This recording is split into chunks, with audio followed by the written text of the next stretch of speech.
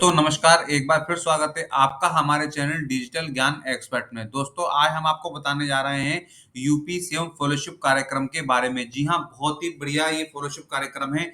इसमें जो है जो लोग चुने जाएंगे उनके लिए चयनित अभ्यर्थी को प्रति माह 40,000 रुपए का मानदेय, सीएम फेलो को टैबलेट उपलब्ध कराया जाएगा और चयनित फेलो को यथासंभव हो सकता है आवासीय सुविधा भी दी जाए। जी हाँ, और इसके लिए अधिकतम आयु 40 वर्ष मांगी है, लेकिन प्रथम श्रेणी में स्नातक 60% अंकों के साथ होना चाहिए और हिंदी और इंग्लिश का ज्ञान होना चाहिए। चलिए मैं आपको इसको विस्तृत रूप से बताता हूँ कि सामने लिखा है मुख्यमंत्री नगरीय फेलोशिप कार्यक्रम हेतु मान्यता मापदंड। हिंदी पे आप क्लिक करेंगे तो यहाँ पर आपको पूरा लिख के आ जाएगा कि इसमें क्या क्या है। ठीक है, किस तरीके से क्या क्या करना है। जैसे कि यहाँ पे लिखा है यह फेलोशिप कार्यक्रम पूर्णकालिक होगा और फेलोशिप अवधि के दौरान किसी अन्य रोजगार, सेवा या पूर्णकालिक अध्ययन की अनुमति नहीं दी जाएगी। मतलब इस फेलोशिप कार्यक्रम के समय आप ना तो कोई अन्य रोजगार कर सकते हैं, ना ही कोई ऐसी पढ़ाई कर सकते हैं जो कि रेगुलर हो। ठीक है, चयन से पूर्व अध्येता से वैधानिक क्षतिपूर्ति बांड भी लिया जाएगा। मतलब चयन से पूर्व आपसे एक बांड लिया जाएगा, यदि कोई क्षति होती है तो उसकी जिम्मेदारी आपकी होगी, और जिससे कि चयनित इस कार्यक्रम में न्यूनतम 1 वर्ष की अवधि के लिए सम्मिलित आपको रहना है। 1 वर्ष की अवधि के लिए कम से कम ये करना होगा। इसकी पात्रता देखते हैं क्या क्या है। जैसा कि मैंने आपको बताया था शुरू में कि आप इसके लिए वेबसाइट है जिस पे जाके आपको आवेदन करना है, जो कि आपके सामने है www.anyurban.upsdc.government.in पर होगा। ठीक है, इसकी पात्रता देख लीजिए। सबसे पहली पात्रता क्या है, प्रतिष्ठित संस्थानों या विश्वविद्यालयों से प्रथम श्रेणी या न्यूनतम 60% अंक के साथ स्नातक, मतलब कम से कम 60% अंक आपकी ग्रेजुएशन में होने चाहिए। दूसरी क्या है, हिंदी और अंग्रेजी भाषा बोलने व लिखने में दक्ष होने चाहिए। मतलब आप हिंदी और अंग्रेजी दोनों भाषा बोल भी सकते हो और लिख भी सकते हो।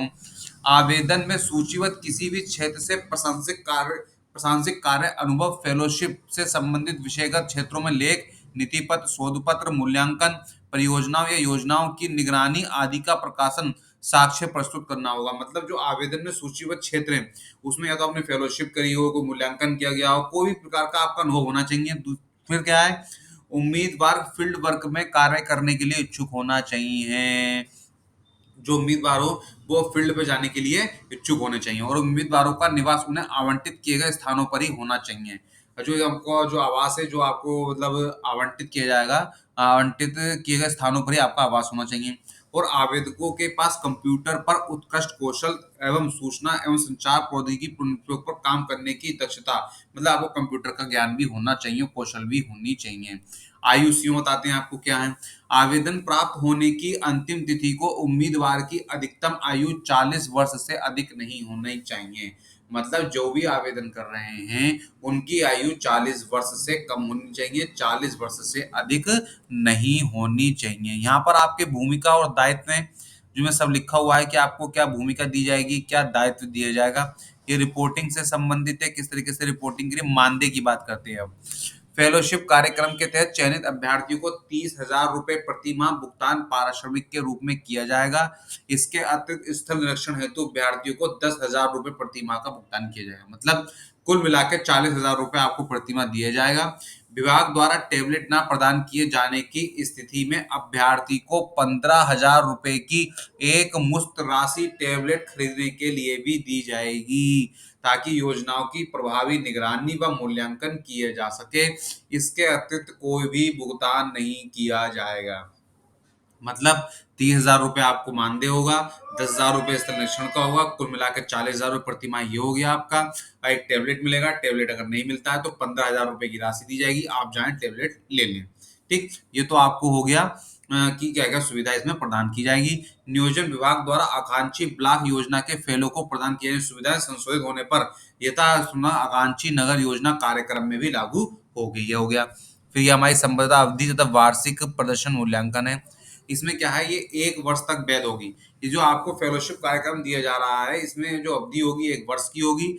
विभाग की अनुशंसा पर या आवश्यकता को देखते हुए शोध या शोधार्थियों के उत्कृष्ट कार्य के आधार पर सक्षम अधिकारी के अनुमोदन के पश्चात फेलोशिप 1 वर्ष के लिए बढ़ा भी दी जाएगी।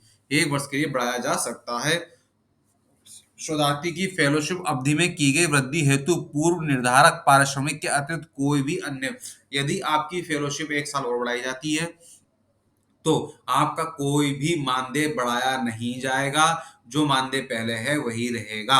और कार्यक्रम के तहत शोधार्थी द्वारा आवंटित कार्य को निर्धारित समावधि में सफलतापूर्वक पूर्ण करने पर राज्य सरकार द्वारा प्रमाण पत्र भी प्रदान किया जाएगा। यदि कार्यक्रम के तहत जो शोधार्थी लगाए जाएंगे आवंटित कार्य को समय से पूर्ण कर लेते हैं, तो राज्य सरकार के द्वारा तो उनको भी जो है प्रमाण पत्र भी प्रदान किया जाएगा। ये आपको अतिरिक्त प्रमाण पत्र भी मिल जाएगा। अब काप्स के बारे में देखते हैं।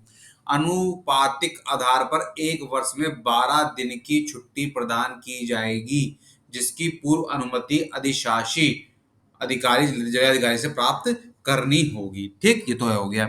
अब चयन प्रक्रिया के आवेदनों का परीक्षण। शोधार्थियों के चयन के लिए नगर विकास की वेबसाइट, जैसे मैंने बताया था, उस पर आवेदन करना है। आवेदन पत्र के साथ 300 से 500 शब्दों में उद्देश्य विवरण अनुरोध करना होगा आपको, ठीक है, जो कि कमेटी द्वारा देखा जाएगा क्या है। प्रशिक्षण के पश्चात अस्पष्ट आवेदन हटा दिए जाएंगे। डुप्लीकेट ईमेल आईडी ना लगाइए। पात्रता आपकी 60% होनी चाहिए। आयु मानदेय मैंने आपको बता दिया। जिन आवेदकों ने 300 से 500 शब्दों का उद्देश्य अपलोड नहीं किया है, उनका आवेदन अस्वीकार किया जाएगा।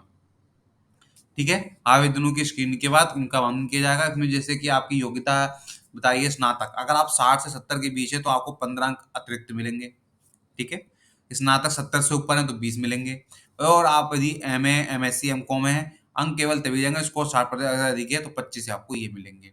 ठीक है, ये आपके स्कोर इस तरीके से मिलेंगे। अन्य मानदंड जो भी आपको इस मानदंड दे रखा है उसके आधार पर आपको अलग, या कोई राष्ट्रीय खेल में भाग लिया है, सिल्वर है तो 5, सॉरी गोल्ड है तो 5, सिल्वर है तो 3, 2, इस तरीके से अलग। आईटी कौशल है तो 5 अलग से मिलेंगे। सॉफ्टवेयर गुणवत्ता है तो 2 अलग से मिलेंगे। ठीक है, ये आपको अधिक से। व्यक्तिगत साक्षात्कार जो होगा आपको 25 अंक का होगा। इसमें क्या करना होगा, उम्मीदवार को साक्षात्कार के समय आवेदन पत्र के साथ संलग्न सभी दस्तावेजों की मूल प्रतियां लेके आनी है। ठीक है, बाकी वहां पर होगा। प्राप्त कुल अंकों के आधार पर शीर्ष 100 उम्मीदवारों का चयन किया जाएगा। नियम और शर्तों के तरह अवरोही क्रम में किया जाएगा। उपरोक्त के 50 अभ्यर्थियों को अवरोही क्रम में प्रतीक्षा सूची, 100 उम्मीदवारों का चयन किया जाएगा, 50 को प्रतीक्षा में रखा जाएगा। ये आपका ये हो गया। प्रशिक्षण कार्यक्रम जहां पर इनका होना होगा प्रशिक्षण कार्यक्रम दिया जाएगा। ये अन्य महत्वपूर्ण शर्तें हैं, इन्हें आप देख लीजिएगा, जो भी हो जैसी भी हो। प्रबंधन हो गया, यहाँ पर विवरण लिखने हैं तो मार्गदर्शन हो गया। शैक्षिक और औद्योगिक पृष्ठभूमि हो वो लिखने हैं, क्या उद्देश्य से लिखना है, परिचय, अपना नाम, वर्तमान पद, जो आपको मैंने बताया था 300 से 500 वर्ड का लिखना है, उसके लिए मार्गदर्शन है। संक्षेप में अपना परिचय दें। कार्य अनुभव यदि कोई हो तो शामिल करें। शैक्षिक और व्यावसायिक पृष्ठभूमि, अपनी डिग्री, संस्थान प्राप्त किसी सम्मान पुरस्कार का उल्लेख करते हुए अपनी शैक्षिक पृष्ठभूमि को उल्लेखित करें, या प्रमुख भूमिकाओं, जिम्मेदारियों, उपलब्धियों का उल्लेख करें जो आपने करी हो। प्रेरणा, कोई कैरियर लक्ष्य हो आपका, व्यक्तिगत गुण या मूल्य, जो भी आपका निष्कर्ष निकले, इस तरीके से आपको अपना ही लिखना है। तो दोस्तों ये फेलोशिप का कार्यक्रम है, यूपीसीएम फेलोशिप का, जिसके बारे में मैंने आपको पूरा बताया। इसे ध्यान से पढ़ लीजिएगा। बहुत ही अच्छी फेलोशिप योजना है आपके हिसाब से।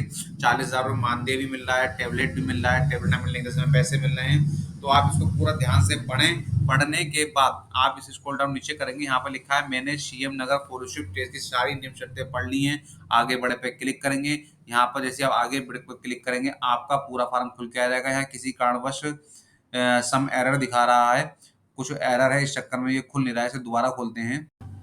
ये देखिए ये खुल के आ गया हमारा। इस तरीके से आपका पूरा फॉर्म खुल के आएगा। पर्सनल डिटेल भरना, mobile number, address, identity card, जो भी आपके आइडेंटिटी कार्ड में नाम हो उस हिसाब से कागज दे रखे हैं, voter ID, PAN card, driving licence, जो भी हो आप इसे चूज कर लीजिएगा। यहाँ पर अपना फोटो अपलोड करना है या सिग्नेचर अपलोड करना है। पासपोर्ट साइज अपलोड हो गए, सिग्नेचर अपलोड करने के बाद सबमिट पे क्लिक कर देंगे। ठीक है, कोई फार्म की फीस नहीं है, बिल्कुल फ्री है, बिल्कुल फ्री है, कोई भी पैसा नहीं देना है, और बस आपको आवेदन करना है। जो लोग चुने जाएंगे उनको फेलोशिप कार्यक्रम के तहत दिया जाएगा। आपको जैसे मैं बता चुका हूँ 1 साल का ये कार्यक्रम है। उसके बाद आपकी गुणवत्ता देखते हुए उसे आगे बढ़ा दिया जाएगा। तो दोस्तों इस प्रकार की महत्वपूर्ण जानकारी देखने के लिए आप देखते रहिए हमारा चैनल डिजिटल ज्ञान एक्सपर्ट।